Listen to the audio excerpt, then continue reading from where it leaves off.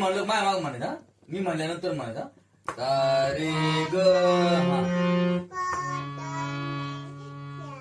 नाही आता एवढंच म्हणायचं बरं. आता मी आता काय म्हणायचं, मी म्हणलं का नंतर म्हणायचा सा रे ग हा. सा रे ग रे रे ग म ग म प म प ध प द नी द नी सा ग ग